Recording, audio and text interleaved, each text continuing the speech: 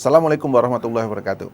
Selamat sore pemirsa TVRI dimanapun Anda berada. Senang sekali saya Muhammad Farisi menemani sore Anda dalam acara Dialog Jambi Bicara Senin 30 September 2024.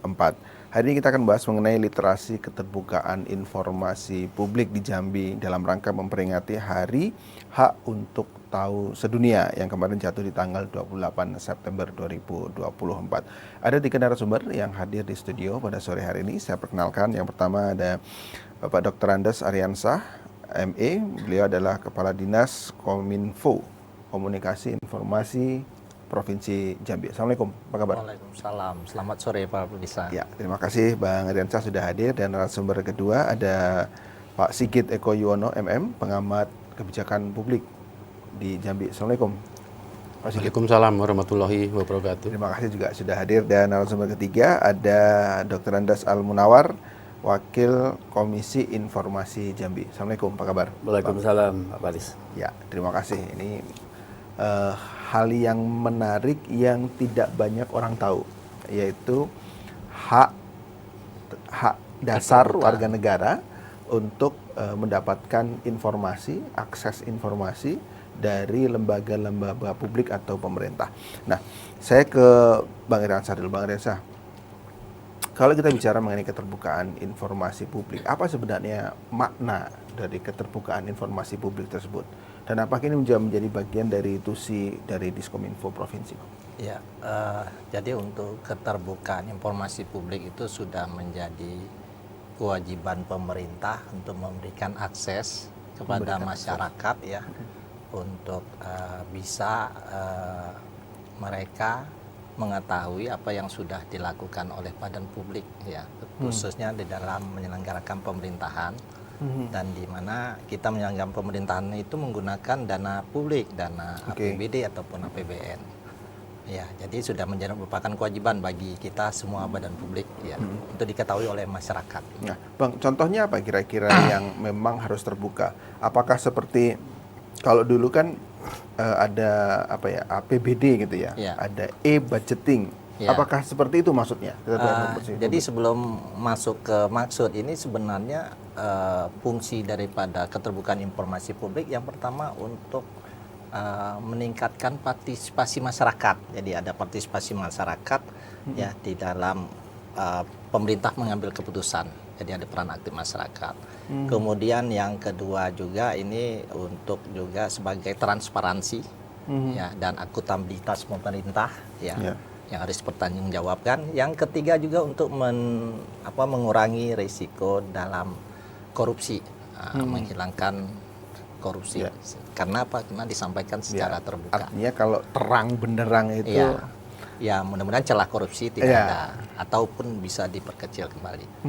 Nah, jadi di situ makanya Undang-Undang Nomor 14 tahun 2014, Undang-Undang Nomor 14 tahun 2008 tentang keterbukaan informasi publik ini secara masif ini. Ya, kita bermitra dengan KI Provinsi Jambi, bagaimana ini masyarakat diberikan sosialisasi berbentuk literasi digital. Kemudian di Kominfo itu ada yang namanya pembentukan kelompok informasi masyarakat. Ya, baik itu kepada tokoh masyarakat, kepada tokoh pemuda maupun mahasiswa di setiap kabupaten, yang selalu kita setiap tahun mengadakan yang namanya literasi digital, salah satunya keterbukaan informasi publik, baik itu secara sosialisasi, diseminasi maupun workshop. Oke, baik. Saya ke Bang Munawar, Bang. Jadi keterbukaan informasi publik ini apa yang dibuka? Informasi apa sebenarnya yang wajib pemerintah atau badan publik untuk membuka dan memberikan akses kepada masyarakat?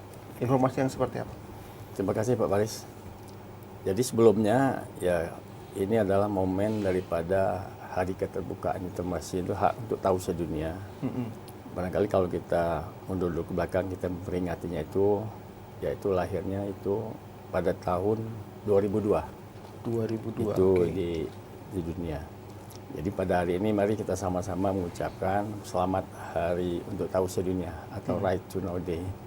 Jadi dalam hal ini adalah merupakan tuntutan masyarakat. Jadi hak untuk tahu itu baik itu per orang atau kelompok atau golongan itu kewajiban untuk tahu, Pak.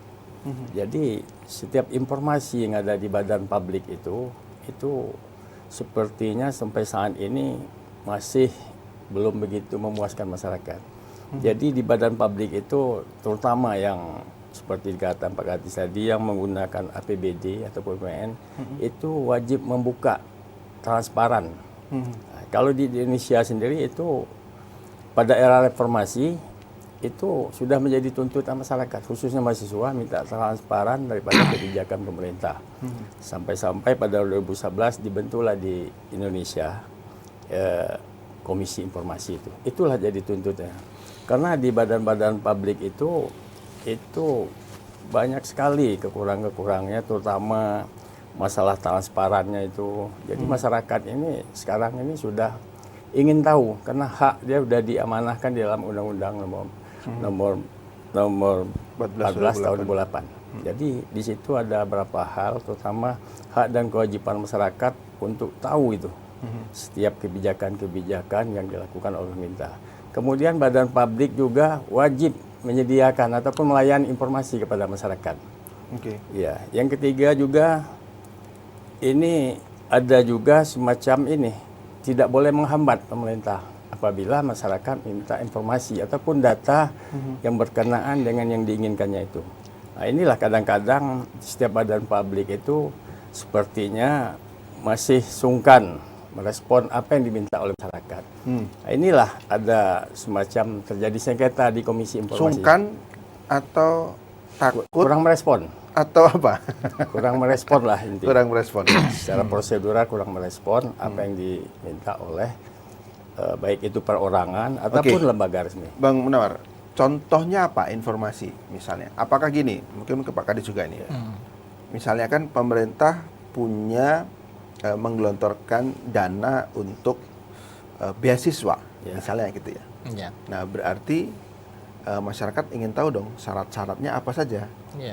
Berarti harus terbuka dong syaratnya, tidak diem-diem tiba-tiba nanti ada orangnya. Kira-kira begitu maksudnya Bang ya? Bisa masuk. Kemudian proses seleksinya bagaimana dan hasilnya siapa yang lulus, gitu ya? Jadi mungkin saya tambahkan masyarakat bukan hanya dia bisa meminta, tetapi dia bisa tahu dengan mungkin dia mengunjungi situs-situs kita, apakah melalui web ataukah melalui media sosial atau pemberitaan-pemberitaan media online atau media massa. Jadi di situ mereka salah satu bentuk kita memberi informasi kepada masyarakat. Kita selama ini menggunakan yang ada media online, media cetak maupun televisi untuk menyampaikan program-program pemerintah, termasuk salah satunya seperti contoh tadi beasiswa dan sebagainya. Oke, baik, saya ke Mbah Sigit, Pak Sigit Eko Yuwana. Nah, tadi ada Undang-Undang Keterbukaan Informasi Publik yang kemudian mewajibkan pemerintah, lembaga publik untuk memberikan akses kepada masyarakat. Di satu sisi ada hak warga negara, hak masyarakat untuk mendapatkan itu. Kalau Pak Sigit sendiri menilai apakah masyarakat, ini kan undang-undangnya udah lama nih Pak Sigit, udah tahun 2008. Apakah masyarakat sudah banyak tahu sebenarnya, sudah memahami tentang ini? Dan apakah pemerintah memang sudah memberikan pelayanan untuk memberikan informasi? Apakah sudah terbuka, Pak Sigit? Ya, baik. Terima kasih, Pak Al-Farizi. Jadi kita menyambut baik adanya undang-undang ini ya, termasuk turunannya mungkin dari PP-nya, Permennya dan seterusnya. Kemudian dibentuknya lembaga Komisi Informasi KPID ya Pak ya. KIP ya, KIP, Komisi Informasi Publik. Nggak pakai D ya. Kemudian dibentuk juga Dinas Kominfo. Ya, dulu Depen mungkin Pak ya. Dulu Humas. Sebelumnya lagi penerangan zaman dulu ya kan. Nah, ini artinya apa? Artinya bahwa masyarakat lebih punya akses untuk mengakses informasi-informasi dari berbagai lembaga publik. Ya, lembaga publik tadi yang disebutkan yang penggunaan dana APBN, APBD ya. Setiap masyarakat berhak tahu dan akan lebih bagus lagi tadi ada hak ingin tahu atau hari hak ingin tahu. Ini menarik juga. Nah, menariknya apa? Selama ini barangkali masyarakat belum banyak mengetahui tentang keberadaan KIP, kemudian tupoksi Kominfo itu apa saja, sehingga kadang-kadang masyarakat taunya Kominfo, ya kan, informasi apapun Diskominfo, padahal mungkin itu ada di OPD barangkali. Nah, saya dengar ada namanya PPID, Pak Kadis ya, ada PPID yang kalau dulu bagian humas mungkin, sekarang disebut PPID yang ditunjuk pejabat salah satu dalam OPD itu yang berfungsi sebagai humas atau public relation dari instansi tersebut. Nah, tentu ini dibutuhkan proaktif, ya. Kalau bisa jangan menunggu orang bertanya, tetapi sajikanlah informasi. Seperti Unja, ya, seperti Unja itu selalu semua kegiatan, semua aktivitas apapun, ya, di lingkungan kampus diekspos. Lalu, ya, saya dapat kiriman terus. Ya, artinya tanpa bertanya kita diberikan informasi. Ini sangat menarik, ya, terutama kegiatan-kegiatan kemahasiswaan, ya, yang menunjang prestasi di kampus. Kemudian di UIN juga sudah begitu, dibuat channel khusus YouTube-nya, saya mengikuti itu. Nah, maksud saya seluruh OPD kalau bisa ya membuka itu, mungkin sudah ya website atau apapun namanya, tetapi barangkali masyarakat taunya masih Kominfo karena mungkin kurang sosialisasi. Nah, inilah fungsi PPID, Pak, ya, untuk mengkomunikasikan ke masyarakat luas, terutama hal-hal yang ingin diketahui, program-program unggulan dari masing-masing OPD. Nah, jangan sampai ya kan masyarakat unjuk rasanya taunya gubernur, ya, akhirnya gubernur sibuk menjawab unjuk rasa, padahal itu masalahnya ada di OPD tertentu. Seharusnya selesai di OPD itu, ya kan, masalah batu bara, masalah perkebunan, pertanian, kehutanan, lingkungan hidup, dan lain-lain. Nah, tentu sudah berbagi tugas kan, habis di dinas-dinas itu atau OPD setelah sekarang, seharusnya humas OPD tersebut yang memberikan pelayanan sehingga pertanyaan-pertanyaan atau kecurigaan-kecurigaan masyarakat itu cepat. Nah, yang terakhir kami menghimbau supaya para kepala OPD atau pejabat-pejabat di OPD itu aktif di medsos, ya kan? Aktif di medsos untuk menjawab, membalas pertanyaan-pertanyaan. Kan berseliweran itu di dunia medsos, di grup-grup WA, Instagram, TikTok dan lain-lain. Kadang-kadang informasi itu tidak selalu benar, tidak gitu akurat, tetapi karena disiarkan terus-menerus, akhirnya menjadi seolah-olah benar. Yang merespon, tidak ada yang mengklarifikasi, tidak ada yang merespon. Nah, ini yang himbauan kami supaya proaktif lah. Para menteri aja aktif kan, memberikan informasi, menjawab pertanyaan masyarakat, dan seterusnya. Baik Pak Sigit. Saya ke Pak Kadis lagi, Pak Aryan Sabana. Jadi tadi sebut singgung ada lembaga yang menangani khusus tentang informasi, namanya PPID. Nah, ini lembaga apa nih, Bang? Dan siapa yang bertugas? Tapi nanti menjawabnya. Kita harus jeda dulu. Pemirsa jangan kemana-mana, tetap di Dialog Jambi Bicara.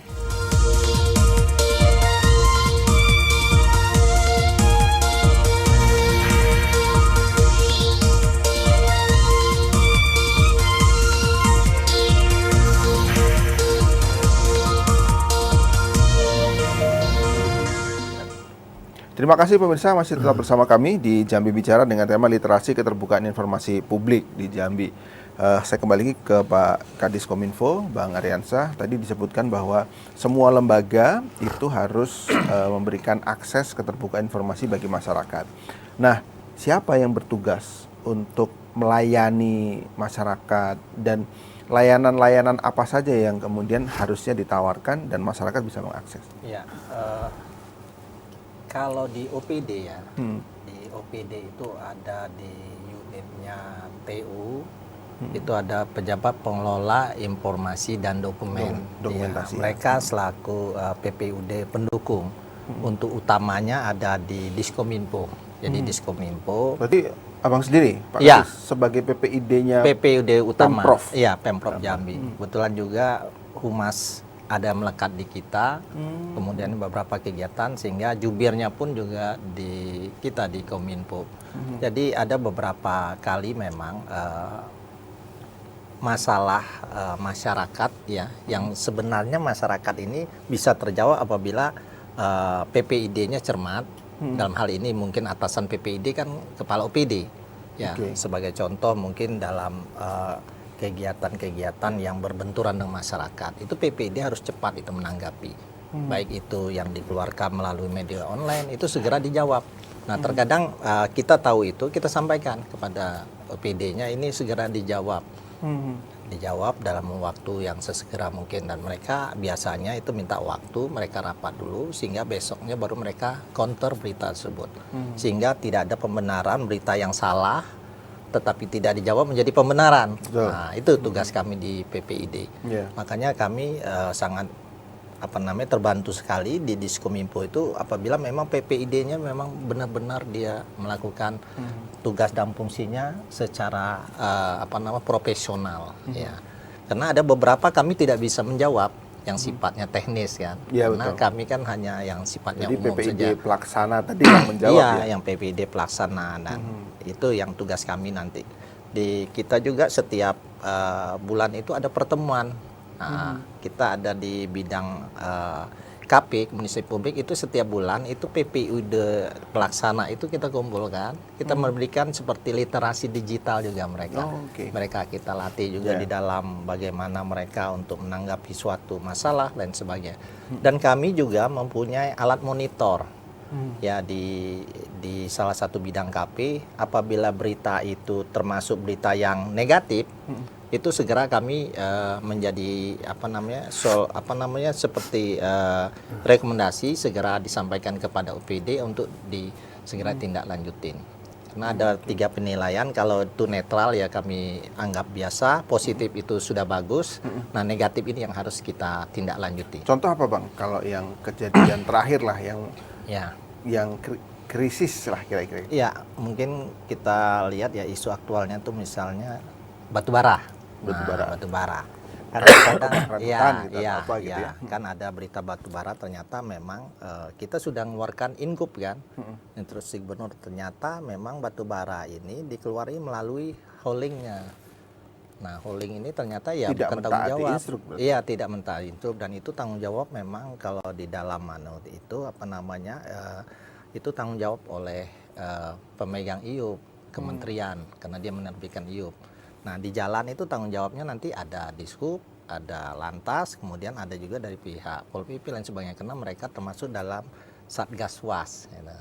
Nah, informasi-informasi ini kan, berita-berita ini kan setiap hari itu kan ada terus. Nah, ini segera saya sampaikan sebagai contoh pada malam pertama itu terbuka, itu kan kita kan tidak tahu apakah ini benar apa tidak. Kita sampaikan dengan asisten 2. Nah, dia selaku ketua Satgas Khusus, ya besoknya langsung rapat dia informasi tersebut, karena itu termasuk yang informasi negatif yang harus ditindaklanjutin. Nah, dalam rangka untuk menanggapi berita negatif, mudah-mudahan ini terjawab, bisa besoknya positif atau minimal netral. Itu salah satu tugas DPPID. Baik, saya ke Bang Al-Munawar lagi. Bang, kan Abang di Komisi Informasi. Nah, kalau tidak salah Komisi Informasi ini juga melakukan monitoring dan evaluasi terhadap keterbukaan informasi publik atau PPID di kabupaten kota ya, dan mengeluarkan rilis ya hasil. Itu apa Bang indikatornya dan hasilnya dari 11 kabupaten? Kan ada informatif gitu ya, kalau tidak salah ya. Menuju, cukup, kurang, dan tidak gitu. Kalau kondisinya Jambi seperti apa? Kalau untuk tahun ini, untuk hasil yang telah kami himpun selama ini ada peningkatan sudah tahun ini. Sepertinya kalau tahun dulu ada beberapa OPD di provinsi ataupun kabupaten itu memang sudah ada yang mendapat informatif. Jadi predikat informatif ini untuk tahun ini memang ada peningkatan. Ini berkat daripada sosialisasi, kemudian ada lagi kita menggait di Pemda, Pak Sekda mengeluarkan surat lagi informasi kepada kabupaten kota, baik itu melalui WA dan lain sebagainya, bagaimana kabupaten kota itu khususnya badan publiknya itu memang betul-betul mengikuti hasil daripada kegiatan monet tersebut. Apalagi saat ini kita masih lagi Pak, penilaian, masih proses lagi. Jadi belum, mungkin dalam waktu dekat itu ada lagi tahapan visitasinya. Jadi apa yang diisi oleh di dalam kuesioner itu kita bener enggak gitu ya? Iya, kita lihat di visitasi nanti, faktual di lapangannya seperti apa nanti. Kemudian itu ada juga kita membuka tahapan sanggahan nanti Pak. Andai kata mungkin ada yang belum sempurna lah katanya. Nah, dia bisa masa sanggah itu, tapi kita sudah habis masa sanggah ini Pak. Nah, jadi kita masih mungkin Bapak hari ini kita dapat udah gambaran Pak. Oke. Pertanyaan berikutnya adalah apakah ada sanksi atau reward? Misalnya kalau dia jelek gitu apa sanksinya? Atau kalau bagus apa rewardnya, ada atau tidak? Kalau kita di Komisi Informasi ini Pak, artinya ya kalau untuk sanksi itu tergantung pimpinannya masing-masing. Jadi umpamanya kalau di kabupaten, yang dinilai itu pemerintah kabupatennya secara kabupatennya atau per OPD-nya atau gimana? itu kita kalau untuk kabupaten kita seperti Kominfo Pak. Kemudian ada instansi vertikal, tidak semuanya juga. Waktu kita nggak ada juga Pak. Seperti itu ya. Bukan semua. Paling-paling kita di Kominfo. Kemudian di Kominfo kabupaten kotanya. Iya, itu termasuk Kades juga kemarin Kades melakukan ya, penilaian ya. SMA dan semua di badan publik di kabupaten itu tidak semuanya Pak. Mungkin ada level tingkatnya SMA, desa, kemudian Kominfo itu juga instansi vertikal juga. Instansi vertikal kan nggak semua juga. Nah, kan ada tingkatan tadi, ya. Sudah informatif, menuju, dan lain-lain. Nah, paling banyak di posisi yang mana? Kalau untuk kita ambil secara umum aja Pak, itu ada peningkatan tahun ini. Artinya udah banyak, udah menuju Pak. Dari cukup menuju gitu ya? Ya, Apa dari informatif? Dari cukup, menuju, itu sudah ada juga yang sampai informatif. Informatif ada ya. Insya Allah dalam waktu dekat ini mau kami. Mana kabupaten atau sekolah atau desa yang informatif? Yang akhirnya bisa menjadi contoh benchmark bagi yang lain. Nah, sekarang kan masih dalam penghimpunan, Pak. Belum yang tahun lalu misalnya. Kalau tahun dulu mungkin kalau untuk SMK, kalau tahun dulu SMK tidak SMA. Jadi tidak semuanya juga, Pak. Nah, itu seperti di SMK 2 Muaro Jambi itu sudah. SMK 2 Muaro Jambi, Ya, bagus ya. Itu berdasarkan hasil fisik kita juga sesuai dengan fakta di lapangan. Banyak dia juga, malah kan ada di SMK itu pelatihan jurnalis juga ada Pak. Jadi banyak penunjang pendukung. Artinya ya memang dia ada website juga. Jadi kalau masyarakat juga pengen tahu, termasuk juga OPD, perlu kita layani, dibuka aja website apa, nanti di PPID-nya lah tinggal pelayanan gimana Pak. Jadi disitulah tahu nanti. Oke. Saya ke Pak Sigit. Pak Sigit, ternyata Ketua Informasi Publik juga dievaluasi. Nah, dievaluasinya oleh KI ya. KI yang melakukan evaluasi. Ada beberapa standar tadi, mulai informatif sampai ke tidak informatif. Bagaimana pengamatan dari Pak Sigit terkait dengan kondisi kabupaten kota yang tadi ada peningkatan ya? Tapi sebenarnya bisa kita lihat datanya di mana gitu kan, benar-benar ada peningkatan. Gimana Pak Sigit? Iya, jadi karena mungkin masih terbatas ya, baik personil dan sebagainya dari provinsi. Apakah secara aturan diperbolehkan membentuk di kabupaten kota komisi informasi di undang-undang misalnya? Nah, kalau itu dimungkinkan, ya ada baiknya kabupaten kota untuk membentuk KIP. Ya kan, tingkat kabupaten kota, sehingga sifatnya hanya monitoring dan koordinasi operasional di kabupaten kota, karena nggak mungkin menjangkau 11 kabupaten kota dengan personil komisioner dan pegawai yang ada kan. Satu, yang kedua saya melihat, nah ini apakah juga amanah undang-undang, KIP ini masih dikoordinir oleh Diskominfo, belum lepas 100% seperti KPU atau Bawaslu begitu yang mengelola sendiri. Personil, anggaran dan sebagainya sebagai lembaga independen.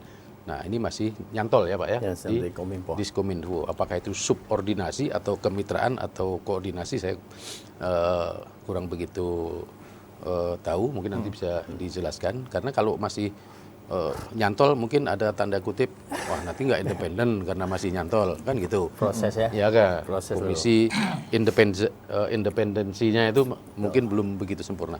Nah, kemudian yang berikutnya Pak Al-Farizi, dulu ingat ya, zaman dulu itu masyarakat untuk memberikan atau mendapat informasi itu dulu ada surat pembaca di media ya, di koran. Itu nggak ada lagi sekarang. Nggak ada lagi. Kemudian ada kotak saran. Kotak saran, betul. Di dinas-dinas atau di pelayanan publik. Ada leaflet-leaflet ya kan, di berbagai tempat. Nah, itu sekarang cenderung sudah mulai berkurang karena kemajuan teknologi sudah dengan IT kan. Yeah. Semua informasi disajikan di website masing-masing lembaga publik. Nah, termasuk pelayanan pertanyaan dari masyarakat. Karena hari ini setiap orang dalam tanda kutip bisa jadi wartawan. Ya kan? Yeah, Bahkan lebih cepat. Bahkan kadang-kadang media memberitakan sesuatu berdasarkan informasi dari media sosial. Jadi berita, kan begitu. Nah, terkadang juga suatu kejadian ketika viral baru ditindaklanjuti. Nah, ini yang barangkali perlu diantisipasi sehingga jangan nunggu viral dulu lah gitu. Proaktif. Nah, proaktifnya seperti apa? Informasi-informasi tadi. Karena masyarakat barangkali belum begitu tahu kemana ini mau menyampaikan atau bertanya informasi di bidang pelayanan publik. Nah, ini harus digencarkan info-info dari OPD, dari lembaga publik. Kalau di TNI, di Polri, di Kejaksaan, ya kita tahu di televisi, polisi selalu memberikan update perkembangan kasus. Kemarin dicari, hari ini hampir ketemu, besok ketangkap, besoknya lagi ditahan. Itu diinformasikan, sehingga masyarakat tahu, tidak perlu mencari-cari tahu. Demikian juga kasus-kasus yang lain di Kejaksaan juga begitu, terutama di Kejagung kan selalu ekspos tuh perkembangan kasus, sehingga masyarakat tidak bertanya-tanya, tidak ada kecurigaan. Kenapa? Semua dibuka. Mungkin itu, Pak. Oke, baik. Saya ke Pak Kadis lagi. Pak Kadis, terkait dengan kanal informasi, tadi disinggung sedikit, dulu tradisional gitu ya, ada surat membaca dan lain sebagainya. Nah, kalau hari ini apa kanal informasi yang dimiliki oleh Provinsi Jambi? Apa saja dan menjangkaunya ke siapa? Dijawab sekarang? Nanti. Kita tahu. Jawabnya nanti dulu, karena kita harus jeda. Pemirsa jangan kemana-mana, tetap di Jambi Bicara.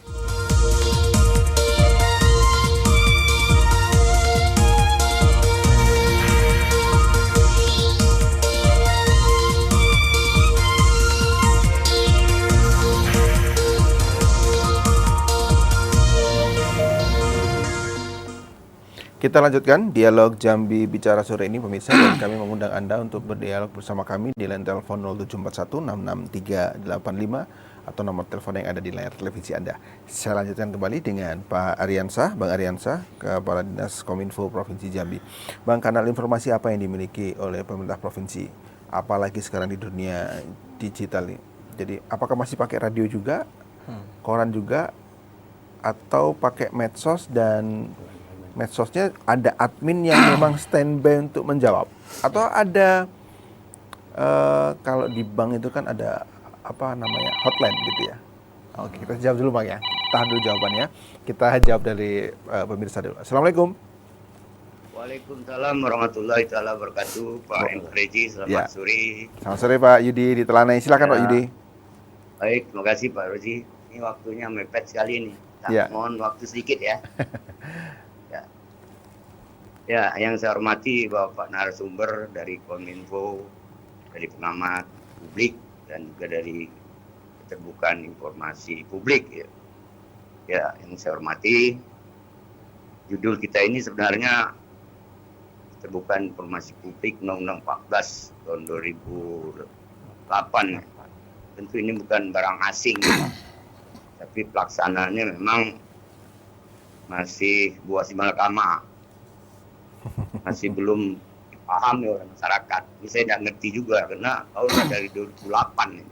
Nah, sebenarnya ya kalau kita baca di Google itu Undang-Undang 14 2008 tentang keterbukaan informasi publik ini sudah jelas. Badan publik itu ya pemerintah, swasta, BUMN, BUMD. Lantas apa namanya itu publik itu siapa? Ya masyarakat, lembaga dan sebagainya. Nah, sebenarnya ini kan jelas-jelas bahwa contohnya seperti Pak Emparji tadi, contoh ya seperti penggunaan anggaran, ya kan? Misalnya ada proyek penggunaan anggaran untuk kepentingan masyarakat. Nah, hak publik ini kan dia harus memberikan informasi berapa anggarannya, dari mana asalnya, digunakan untuk apa, bagaimana, sampailah pelaksanaannya oleh pemborongnya. Jadi dia satu perak pun tidak berhak itu negara itu menerimanya. Nah kalau itu tidak terbuka sampai hari ini, membuka pertanyaan publik, ada apa? Itu negara itu kan menginginkan uang di situ. Ya kan? Itu kita terus terang aja lah, kita harus terbuka aja lah. Kalau dia buka-bukaan, masyarakat tuh haknya di dalam undang-undang itu jelas sudah dijelaskan. Dia harus mendapatkan informasi keuangannya berapa, dari mana asalnya, sampai hasil audit. Nah, kalau itu tidak dijawab oleh pemerintah, dia bisa komplain ke KTIP bahwa kami tidak mendapatkan informasi. Nah, dalam pelaksanaannya banyak begitu, sampailah penjaga proyek itu kalau misalnya disebutkannya di situ ada anggaran sekian, cuma 2 hari Pak Farizi dan Bapak narasumber dalam prakteknya. Hari berikutnya itu informasi anggaran itu hilang. Nah coba gimana sampai hari ini? Bagaimana pengawasan pemerintah? Jadi pembicaraan ini yang di narasumber ini bohong semua kalau menurut saya, lipstick aja. Tapi dalam pelaksanaannya uang yang diambil itu tidak habis untuk masyarakat. Ada andil di pemerintahan baik dari BUMN, BUMD-nya. Padahal dia sudah digaji oleh negara itu. Nah, jadi menurut saya memang undang-undang ini memang harus betul-betul didorong oleh yang mengambil keputusan lah. Political will-nya Pak Gubernur. Ya kalau Pak Gubernurnya tidak tegas, apalagi di bawahnya. Kominfo juga harus memberikan informasi kanalnya kemana ke masyarakat itu. Ya kan? KIP itu kan dia kan menampung daripada komplain-komplain masyarakat tentang penggunaan anggaran itu. Kalau dia tidak transparan, jelas sudah. Tapi pelaksanaannya bumi dengan langit. Baik. Baik Pak Yudi. Ya, baik, terima kasih Pak Yudi atas atensinya. Kami sudah menangkap apa yang ingin Pak Yudi sampaikan. Langsung dijawab nih, sebelum menjawab tadi kanal informasi, poinnya sih pemerintah belum terlalu serius kayaknya tadi yang disampaikan Pak Yudi. Gimana Pak Kadis? Pak Ariansa. Sebenarnya disitulah ada peran serta masyarakat seperti yang saya sampaikan tadi. Keterbukaan informasi publik ini salah satunya untuk meningkatkan keterbukaan masyarakat ya di dalam pengambilan keputusan, kemudian meningkatkan transparansi dan akuntabilitas daripada OPD. Kemudian ketiga yaitu mengurangi praktek korupsi. Ya, kita terima kasih Pak Yudi yang sudah kritis untuk melihat itu. Tetapi memang kalau kita lihat setiap kegiatan itu harus minimal ya dibuat 8 proyek ya. 8 proyek itu harus dibuat. Dan setiap kegiatan itu juga selain diawasi oleh aparat pemeriksa, ya itu juga diawasi oleh masyarakat. Nah, peran serta masyarakat inilah yang kita harus. Bisa saja masyarakat selaku pengguna daripada informasi publik, dia mengirimkan surat kepada OPD tersebut. Kalau menurut dia ini tidak sesuai dengan aturan undang-undang daripada Undang-Undang Nomor 18 2004 tersebut, Undang-Undang Nomor 8 tersebut, dia bisa saja ngirim surat. Kalau dia ngirim surat tetapi tidak direspon oleh OPD, dia bisa menyampaikan keberatan, ya bisa menyampaikan keberatan. Itu ada KI, Komisi Informasi, itu tugasnya. Dan selama ini itu selalu dimediasi oleh KI. Jadi dan kita jangan salah juga bahwasanya setiap kegiatan pengelolaan dengan penggunaan uangnya itu juga sudah ada kanal khususnya seperti sirup kan. Jadi situ apa sudah itu, Bang? tahu. Sirup ini bukan? Iya. Seperti sirup itu adalah sistem informasi terhadap penggunaan itu aplikasi kegiatan. Atau website, Bang? Itu aplikasi, tetapi kalau kita ketik sirup itu nampak kegiatan-kegiatan, berapa dananya dan sebagainya. Itu salah satu bentuk juga bentuk transparansi pemerintah. Nah, tadi itu berarti menjawab apa kanal-kanal informasi yang dimiliki. Iya, provinsi, informasi. website itu. Iya, website itu. Dan di OPD juga mereka punya websitenya khusus.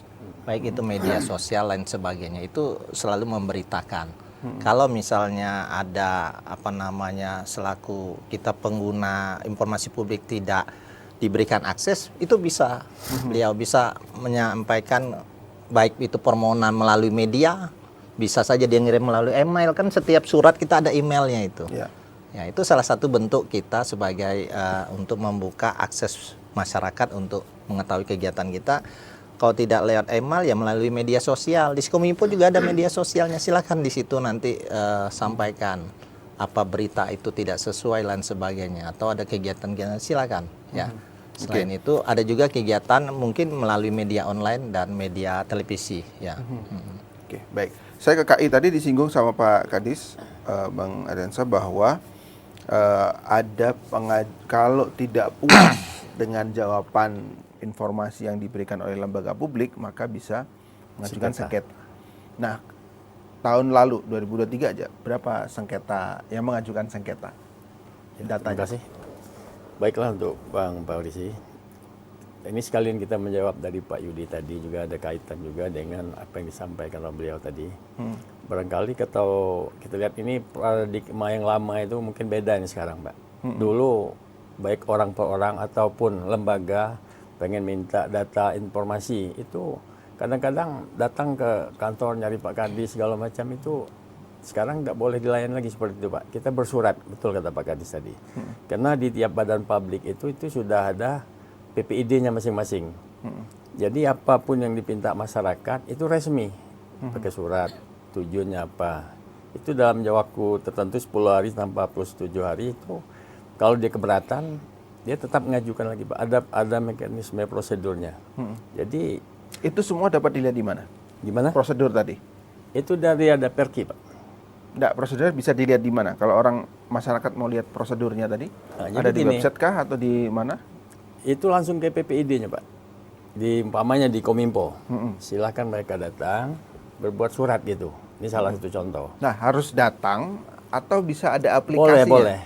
Boleh ada di situ. Jadi daftarnya online gitu, Mas? Boleh. Alangkah bagus lagi dia langsung datang, itu ada tanda terima lagi surat dia, lebih enak. Jadi itu. Jadi ada prosesnya, Pak. Jadi setiap badan publik itu kalau memang betul-betul dia butuh data, tetap dilayani. Tergantung badan publiknya, OPD-nya. Silahkan apa data apa. Yang penting kalau saat ini 2004 itu belum boleh karena belum ada diaudit oleh BPK. Tetap kita ngambil 2003 dan mundur 2022, 2021. Jadi kalau kita minta untuk sekarang mungkin belum. Contoh sengketa kasus yang barusan atau sedang terjadi apa? Yang sekarang? Ya. Yang sekarang permohonan informasi tadi.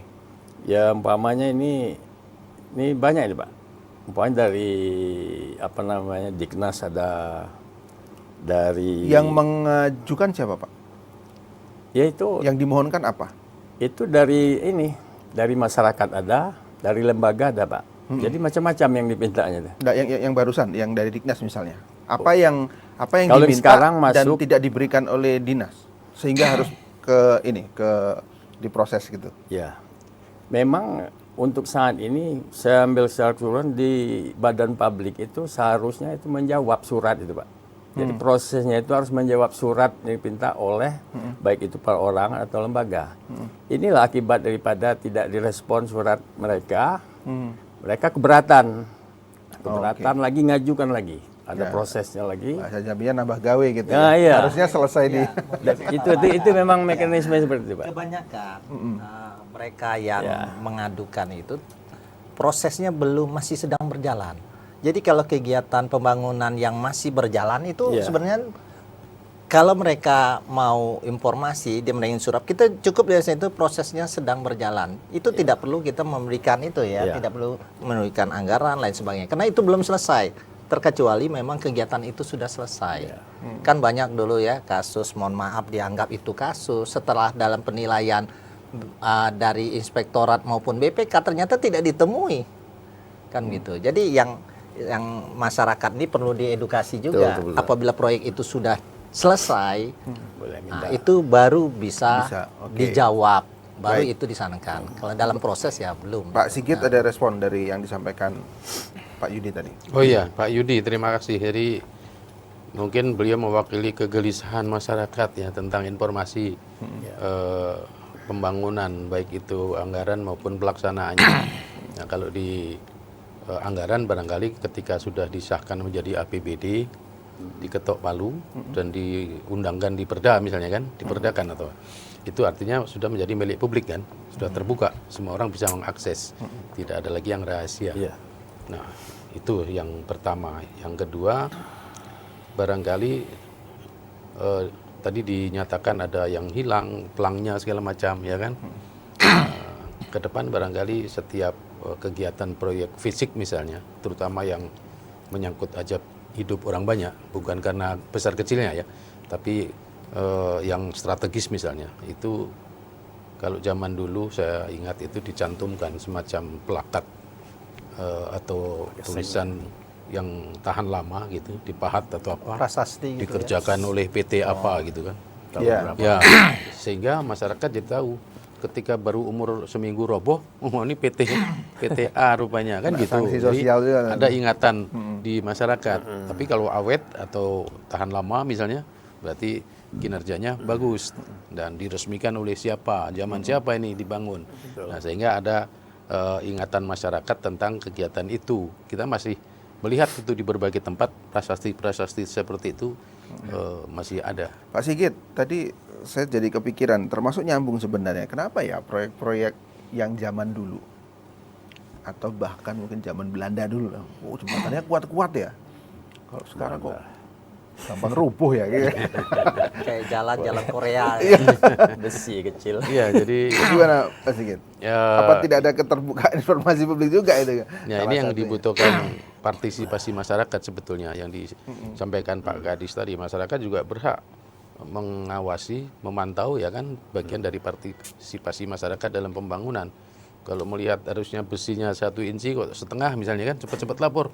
Kalau dicurigai misalnya kan begitu. Nah, tapi sebenarnya secara formal kan ada konsultan perencana, ada pelaksana, ada pengawas. Kalau perlu cantumkan semua, perencananya PT apa, pelaksananya PT apa, pengawasnya PT apa. Jadi kalau ada yang menyimpang atau seminggu sudah ngelupek misalnya, terkelupas, pengawasnya berarti nggak kerja. Kan begitu, karena negara sudah memberikan kepercayaan loh.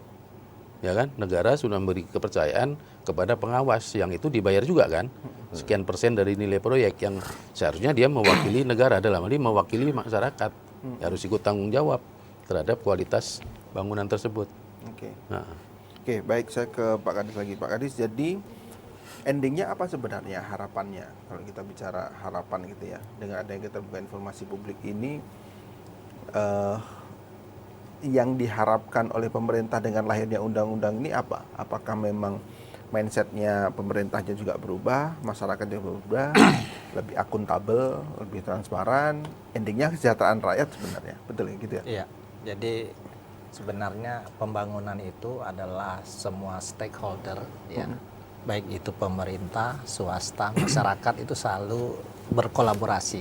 Ya, masyarakat selaku fungsinya sebagai pengawasan, kemudian pemerintah mungkin selaku regulasinya, kemudian swasta melaksanakan kegiatan. Apabila ini sudah terjalin sistem yang baik, saya rasa kegiatan itu akan baik pula. Ini yang kita harapkan peran serta dan dari masyarakat tersebut. Dan pada akhirnya memang keterbukaan informasi publik itu harus dilaksanakan dan itu merupakan kewajiban dari pemerintah. Baik, saya ke Pak Bang Munawar, terakhir sekaligus closing statement. Apa harapan terhadap keterbukaan dengan hari hak untuk tahu gitu, di Jambi khususnya? Terima kasih Pak Parisi. Barangkali untuk Right to Know Day ini, hari untuk tahu sedunia ini menyadarkan kita semua ini. Ini adalah merupakan momentum daripada transparansi. Jadi masyarakat juga merasa punya rasa keadilan, merasa punya andil di dalam kebijakan-kebijakan pemerintah. Jadi tidak lagi merasa disampingkan. Jadi merasa lega dia apabila dia ikut berpartisipasi di dalam baik itu kebijakan pemerintah, terlibat jadinya. Jadi udah terbuka semua. Jadi tidak ada lagi rasa mencurigai, kok diam-diam pemerintah. Jadi disinilah momen yang kita harapkan untuk kedepannya nanti. Adanya rasa keadilan secara bersama, dengan adanya keterbukaan informasi inilah peran masyarakat itu tidak dihambat gitu. Jadi silakan mau mencari data, mau mencari informasi, memberi masukan kepada pemerintah. Inilah momentum yang sangat tepat untuk saat ini, Pak. Oke, baik. Terakhir Mas Sigit, apa yang ingin Mas sampaikan ke masyarakat juga terkait dengan keterbukaan informasi publik ini? Ya, terima kasih. Tadi ada menarik. Saya baru dengar beberapa hari ini bahwa ada hari Tahu hak sedunia. untuk tahu. sedunia. Nah, kalau kita balik, ini kan dari sisi masyarakat, hak untuk tahu. Ya. Nah, untuk itu dari sisi lembaga pelayanan publik ada hari wajib untuk memberitahu Ya. atau hari wajib menjawab. Ya. Kan begitu. Nah, sehingga balance. Sebelum masyarakat mencari tahu sudah Siap ya. diberikan akses lebih dulu informasi-informasi dari lembaga-lembaga publik sehingga komunikasi bisa berjalan dengan baik. Mungkin itu. Baik, sekali lagi terima kasih Pak Kadis, terima kasih Pak Sigit dan Bang Al-Munawar dari Wakil Ketua Komisi Informasi Jambi. Demikian tadi pemirsa dialog kita pada sore hari. Mudah-mudahan apa yang kita sampaikan dapat memberikan banyak informasi dan edukasi dalam khususnya terkait dengan keterbukaan informasi publik. Saya Muhammad Farisi, terima kasih atas perhatian Anda. Assalamualaikum warahmatullahi wabarakatuh. Waalaikumsalam warahmatullahi wabarakatuh.